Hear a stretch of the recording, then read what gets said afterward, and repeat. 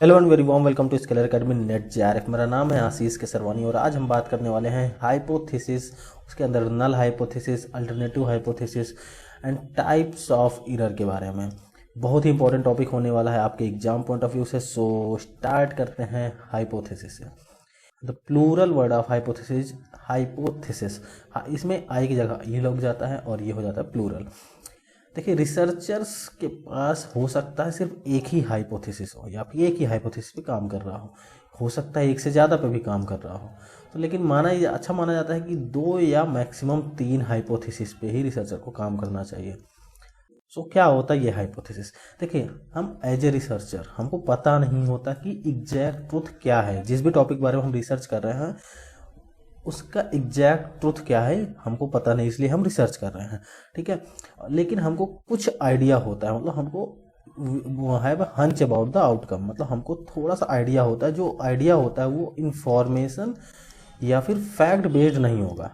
ठीक है, तो और हम उस आइडिया के एक बेस पे हम प्रडिक्शंस करते हैं आउटकम को लेकर। वो जो प्रडिक्शंस होते हैं वो होते हैं hypothesis.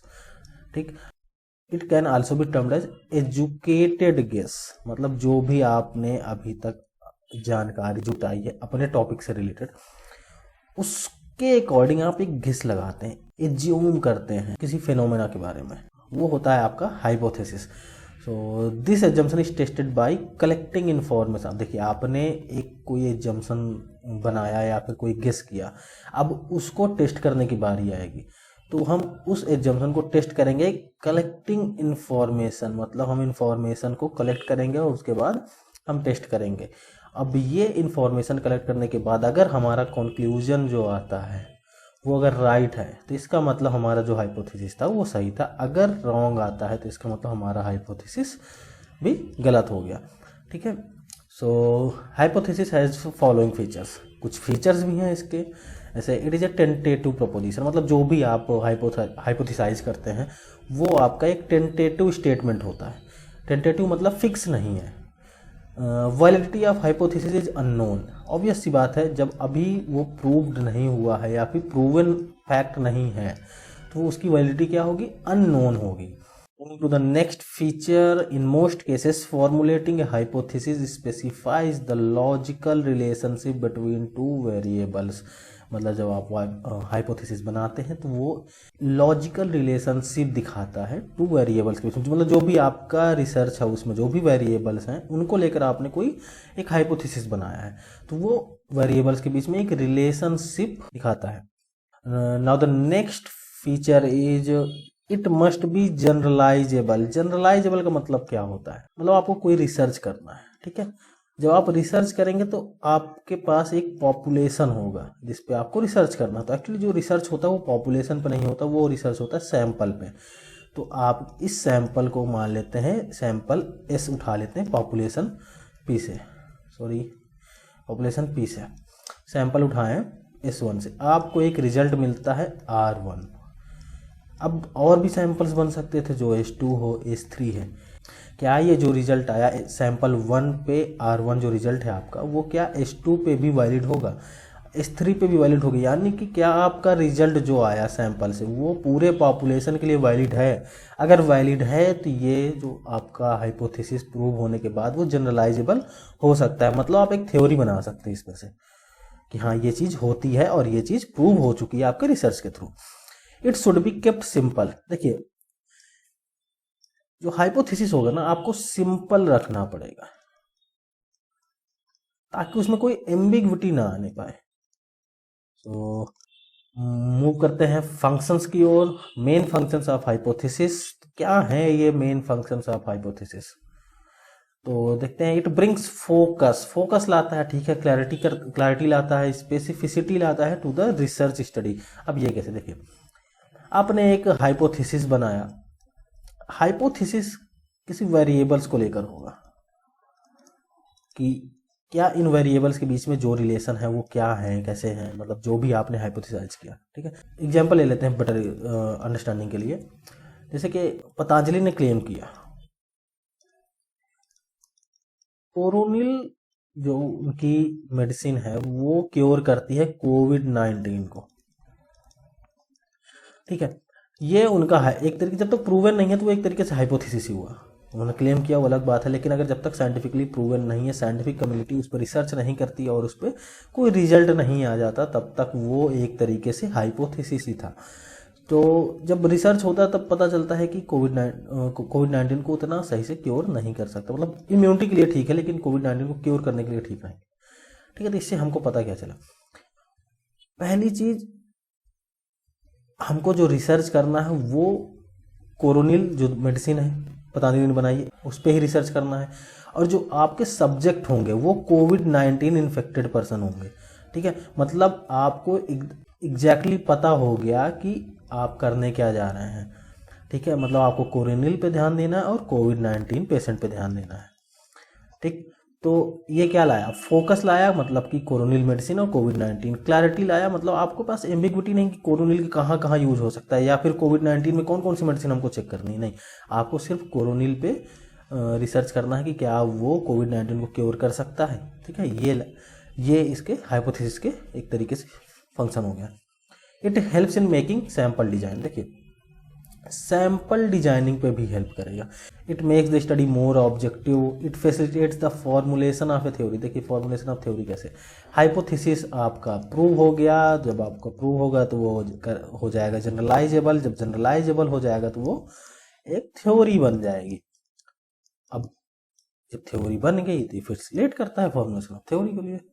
So types of hypothesis, important part है हाइपोथेसिस का। Types of hypothesis, two types होते हैं, एक होता है नल हाइपोथेसिस, दूसरा होता है अल्टरनेटिव हाइपोथेसिस। तो अब ये क्या होते हैं नल हाइपोथेसिस और अल्टरनेटिव हाइपोथेसिस। नल हाइपोथेसिस की बात करें तो null hypothesis states that there is no relationship between the two variables being studied, means one variable does not affect the other. ठीक है, मतलब आपके पास जो भी वेरिएबल्स हैं जिस पे आप रिसर्च कर रहे हैं उन दो वेरिएबल्स के बीच में कोई रिलेशनशिप नहीं होगा, ऐसा नल हाइपोथेसिस बोलेगा। ठीक है, अब इसको डिनोट करते हैं एच नॉट, इसको रीड करते हैं एज एच नॉट। ठीक, symbols that we use here is like equal to, greater than और इक्वल टू और less than equal to. We test null hypothesis directly, मतलब हम जो टेस्ट करते हैं वो नल हाइपोथेसिस से करते हैं। ठीक है, देखते हैं अल्टरनेटिव हाइपोथेसिस क्या कहता है। Alternative hypothesis states that there is a relationship between the two variables being studied, मतलब जो भी वेरिएबल्स आप स्टडी कर रहे हैं अपने रिसर्च के अंदर उनके बीच में रिलेशनशिप होगा, ऐसा बोलता है अल्टरनेटिव हाइपोथेसिस। ठीक है, one variable has an effect on the other, मतलब एक वेरिएबल का इफेक्ट दूसरे वेरिएबल के ऊपर देखा जा सकता है। अब इसको डिनोट करते हैं HARH1 से। ठीक है, इसमें जो सिंबल्स यूज होते हैं वो हैं ऐसे less than, greater than, not equals, ये सिंबल्स हो गए इसमें।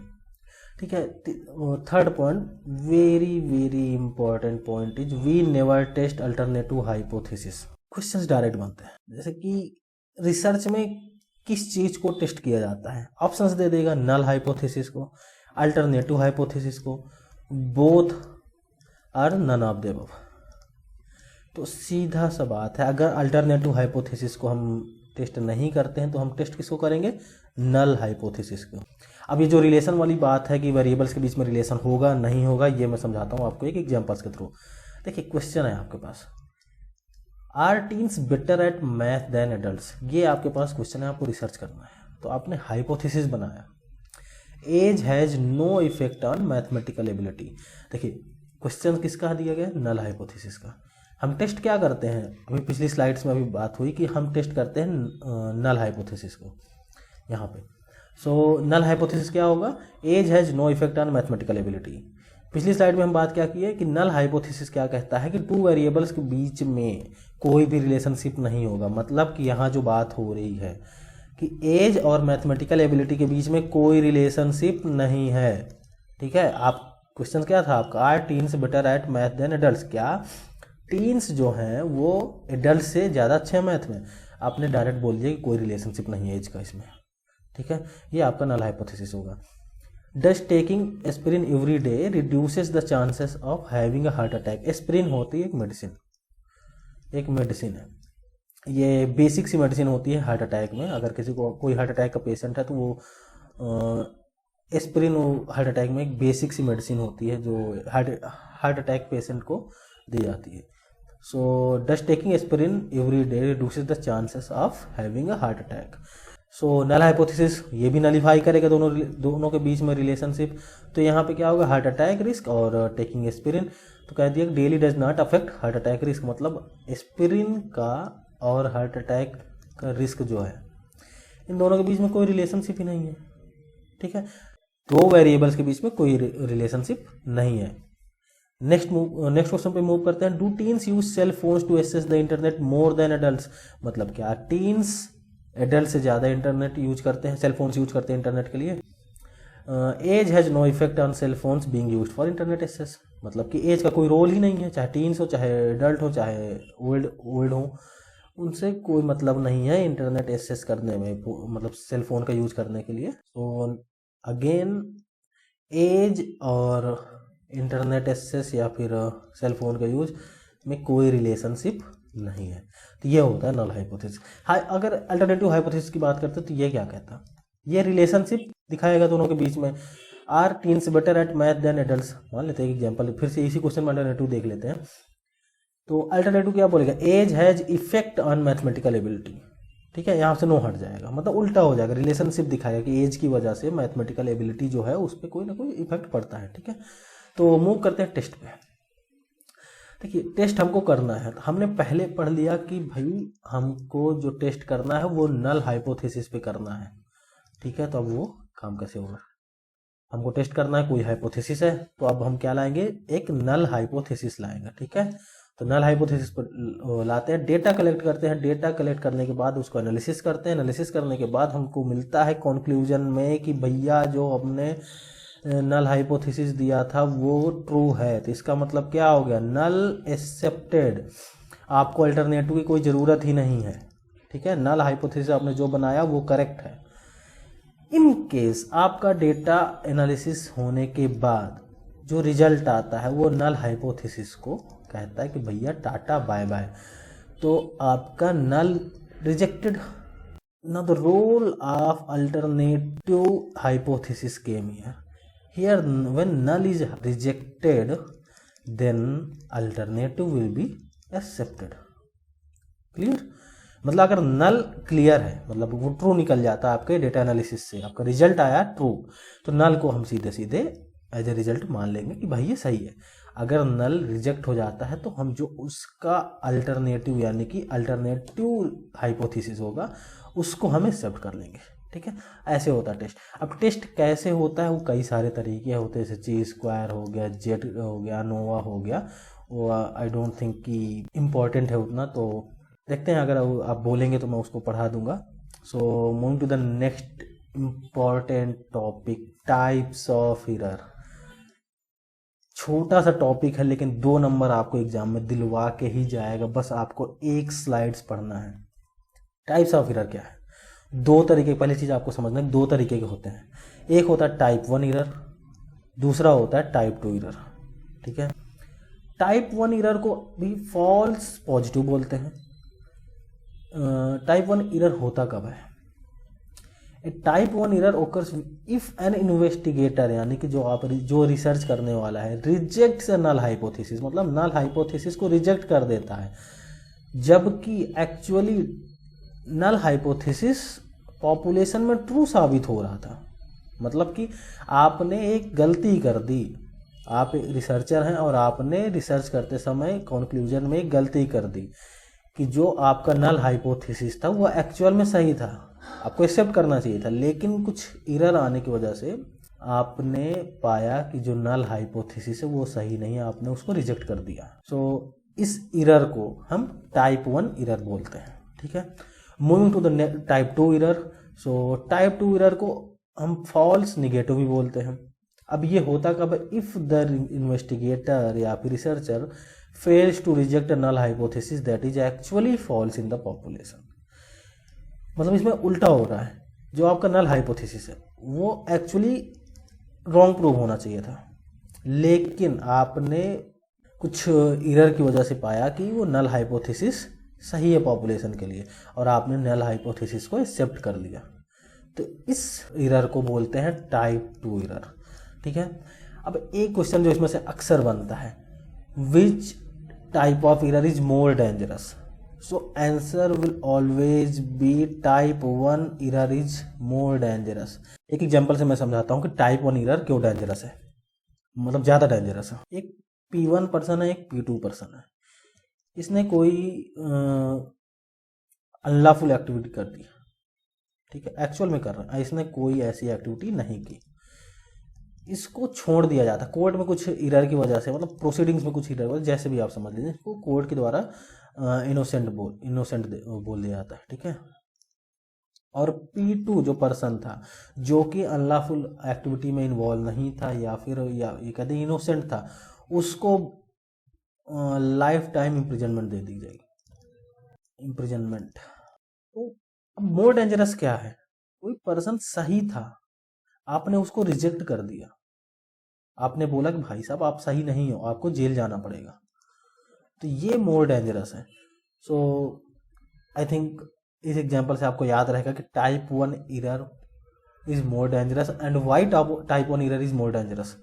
सो यस, खत्म करते हैं इसमें अपने इस टॉपिक को। अगर आपको ये वीडियो पसंद आई तो प्लीज़ लाइक करें और सब्सक्राइब करें मेरे इस चैनल को, और बेल आइकन दबाना ना भूलें, ताकि मैं अगर कोई भी वीडियो जैसे बनाता हूं तो आपके पास जल्द से जल्द वो वीडियो पहुंच जाए। और मिलते हैं आपसे नेक्स्ट वीडियो में, तब तक के लिए नमस्कार, धन्यवाद।